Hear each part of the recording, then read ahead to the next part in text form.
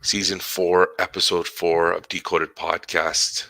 I'm Roland Chidiak, he's Chris Clough, and today I'm going to say that this is going to be an express version of the Decoded Podcast because I have to go.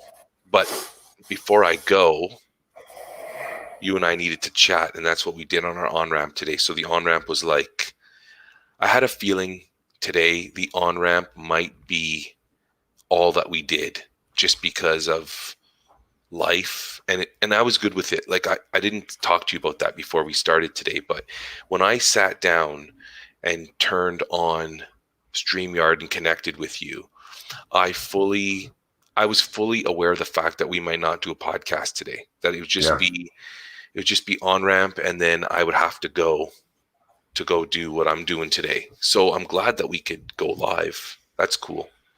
I'll say part of that, it's because of the timing factor. I had similar thoughts, but not because of the timing. It was more because we haven't connected, so that tends to front load the podcast because the friendship. Well, let's say the podcasting sparked the friendship, but now the friendship precedes the podcast. So us not being able to connect as frequently, I'd say in the last 2 weeks, has an impact on the amount of content we can put together, because there was details that we had to get through that kind of rolled through family stuff and work stuff, and it had to be worked out, the kinks, the stretches, right? That's what it was. It was the 20-minute, we're going to get a 20-minute warm-up of a podcast, or 20-minute intensive, high intensity, maybe podcast, and then everything else was warm up and warm down. We won't even get a warm down because, like you said, we're kind of tight. We got to bust out soon. Right. Was there something you wanted to lock on? I wanted to lock on something that has to do with just like me as a human, that maybe other people can think about and consider. So it's not a dad thing. It's not a teacher thing. But it is. Well, yes. Sorry, I'm pushing. It is only because, dude, it's you, right? You can isolate it, but it's you. Sorry, but roll with it. Okay, so I had this. So as I was telling you on the on-ramp, my life seems to have gone from color to black and white. Mm. That's the best way I can explain it right now. I feel like the world I'm living in and the life I'm living I'm not seeing it in color anymore. I'm seeing it in black and white. So part of that is that I'm sleeping, but I'm waking up earlier than I would like to. And I think it's because of like the new normal that we find ourselves in. Now, it's kind of a good thing because I do my exercise in the mornings before work. So if I'm waking up a little bit earlier, then that means I'm out the door earlier, which is great because then I'm getting my exercise in. But here's the thing. I'm outside and it's dark. And I don't know what's going on out there in the dark. And I don't know what kind of critters are running around out there. It's funny, I was telling my buddy Joe Marquez that I was like, a couple of times on my morning exercise walks, I'm like freaked out by some of the sounds or the smells. And I'm like, oh man, like I'm in no position to be like coming up against an animal or another human that's not interested in being pro-social, right? So, so here's the thing. I'm on my walk and I've got a route and I've got it down pat. It's perfect for me. And as I'm walking, I start hearing a dog barking. And it's weird to me because where I am, there is usually not a dog barking at that time. It's all new to me, but none of it fits. So I'm like, whatever. So I keep walking and I'm constantly scanning my environment because, like I said, it's dark, but I'm scanning to make sure I know what I'm coming up to and what's behind me, what's in front of me. So I'm walking. And I pass, so I hear the dog barking, and I pass that section, dog stops barking, and I do like a loop. So as I'm coming around the loop, I don't have a good feeling at all. So the whole time, ever since I was hearing the dog bark, I was like, this isn't good. There's something's not right. Who lets their dog out? Like, who let the dogs out? I was gonna. The dog was out really early. Mhm. So I was like, okay, well, maybe somebody's up early and they let their dog out, because that's what dogs do in the morning. They go out, they do their thing, they come in. So as I loop around, and this is relatively close to my house, it's on the main strip, but like right behind that strip is like my neighborhood. So I come around and I see this dog. The dog is attached to, you know, people who go running. They have like a little, they have like a push carrier that they put their kids in. Yep, a Sometimes jogging stroller. a jogging stroller, or they can attach it to a bicycle and the kids just sit in it. I see one of those. I see a dog attached to it, and I see what looks like a human on the ground. So now I'm like, uh-oh, like was somebody out for a walk and had a heart attack, or somebody did something to them? Because from my vantage point, it looked like there's a dog there who looks wide awake, connected to this stroller type thing, and somebody's on the ground. And they're not hidden away. They're like on a path, on a main strip, under a light. And I'm like, did something happen to this person? So now my heart is racing a mile a minute, and I'm thinking, oh my God, am I going to come up to something that is really like, that I don't want to be coming up against? So I strategically think how I'm going to approach this. So I didn't go running to this person.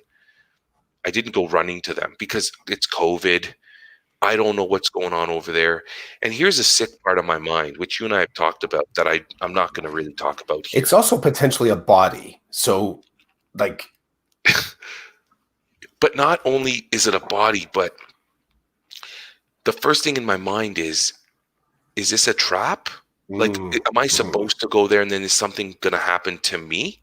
Like, I know who thinks of that. I think of that. So I'm not interested in being a victim here either.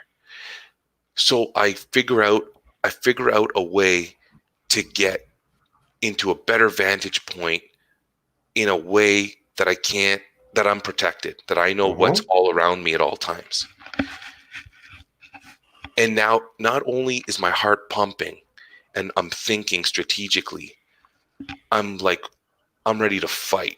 So like, it's fight or flight. I'm not going to leave because somebody might be in danger. Somebody might need my help or somebody's help, but I'm certainly ready to kick some ass if this goes south. Like, that's the mind. And this is happening.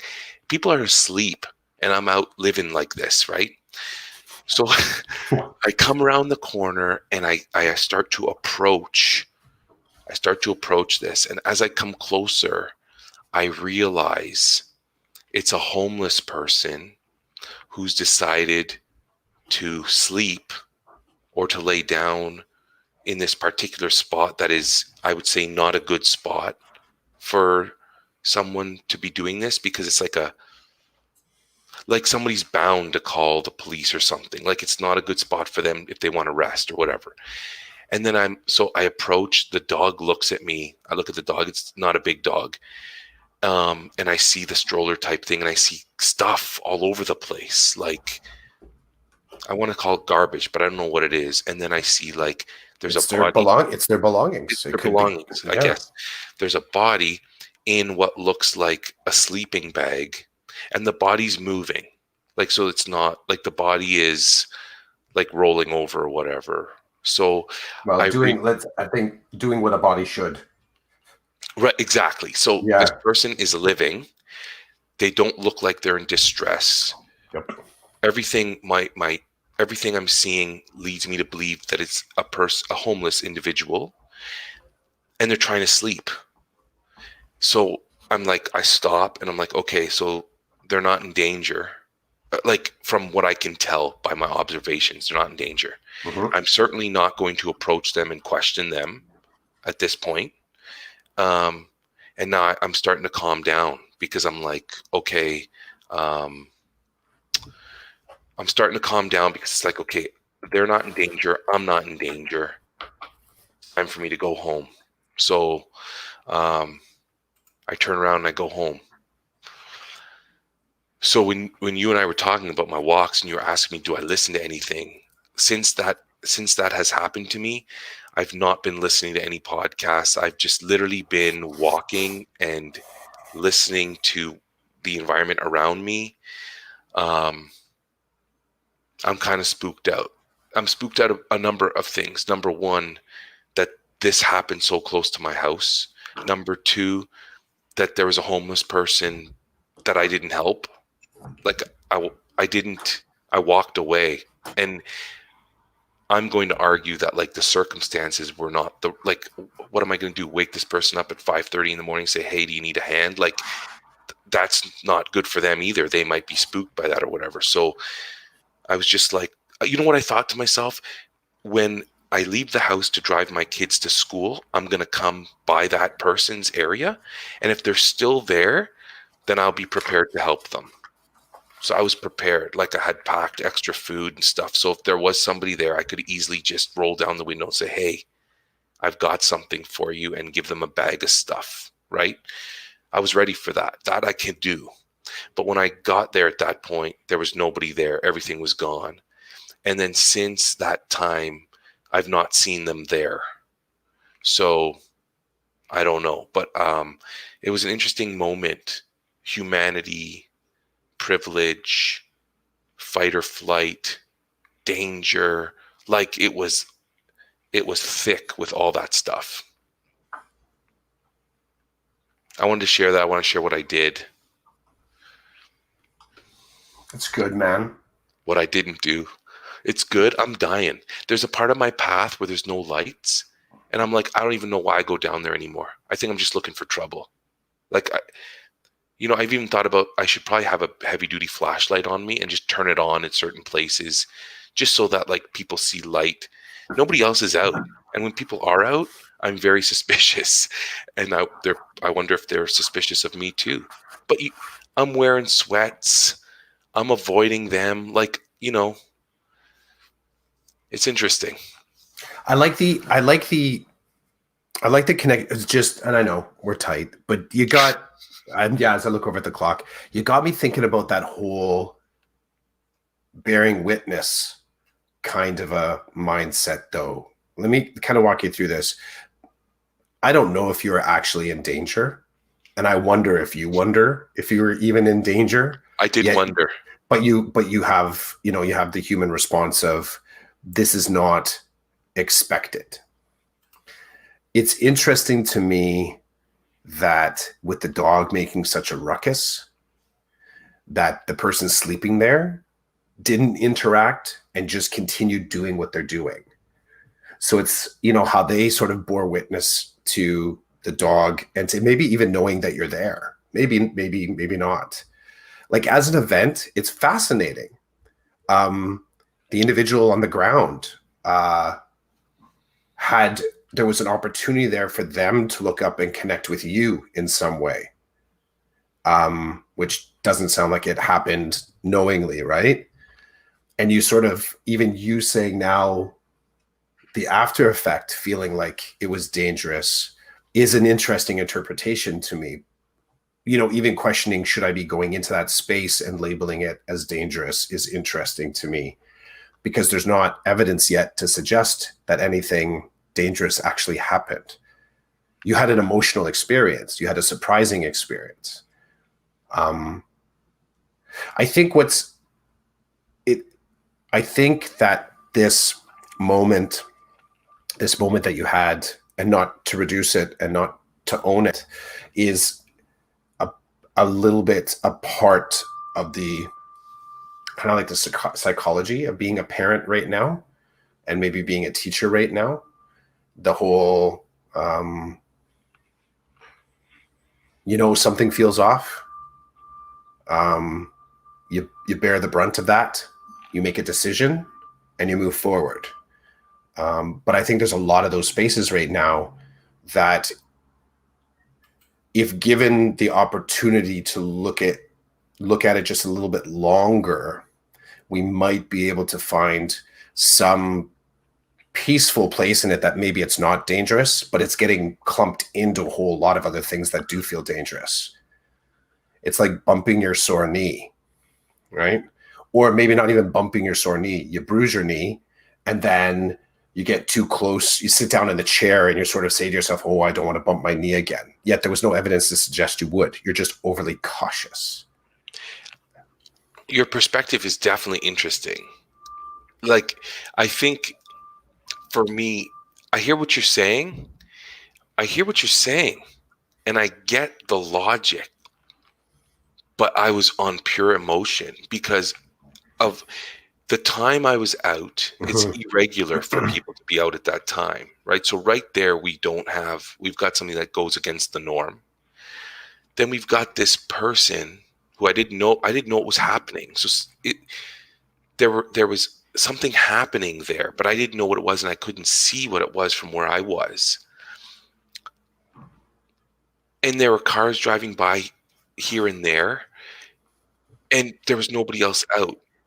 It was just weird. The darkness, everything about it wasn't normal.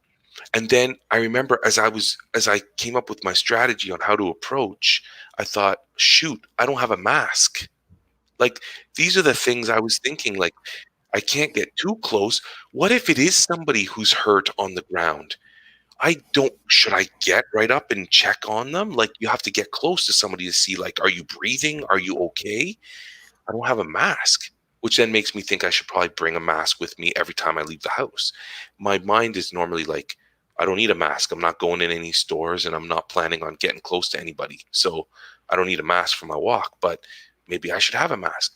And then I was like, there's just so much, like, if this person is unconscious, then I have to call 911, and I got to stay there. And how do I let my wife and kids know?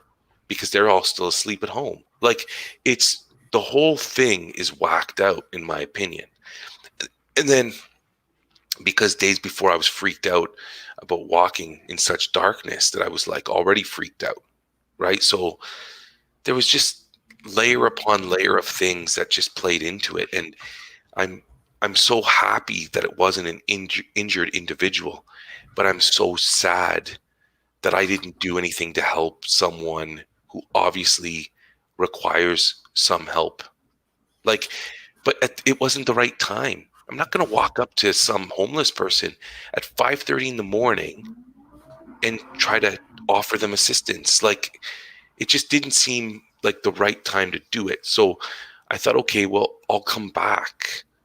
But when I came back, the person was gone. This whole experience reminds me of the sub store experience. When the man was talking to me about Jesus. Dude, that's like, you're going back to season 2. Was it season 2 that far back? Yeah, I think season 2. Listeners, you won't remember the sub story, but you definitely need to go into our back catalog and check out the sub story. I think I pushed back in a similar fashion. About, what was the opportunity there? And it was I had to get the food and go home and feed my family. But I was bothered. I was like, why does this person want to talk to me about Jesus Christ at this moment in time? Is this person crazy, or is this person a real believer and sees something or wants to reach out? I think I even maybe not comically, but said, is this a manifestation of Jesus? Like, is this the opportunity to contemplate with Jesus? Like, is this individual a vessel or a tool to connect with you? Like, I think we even existed in a little bit of that space for a little bit. I didn't know what I was talking about. I still don't. But the opportunity as it's presented to you, even now, obviously is lensed differently. You're outside how you were primed. And this is I'm gonna throw some kudos out there to Pam Belding. So a counselor that I worked with for a couple of years, and she was huge. I'm gonna hit you in your counselor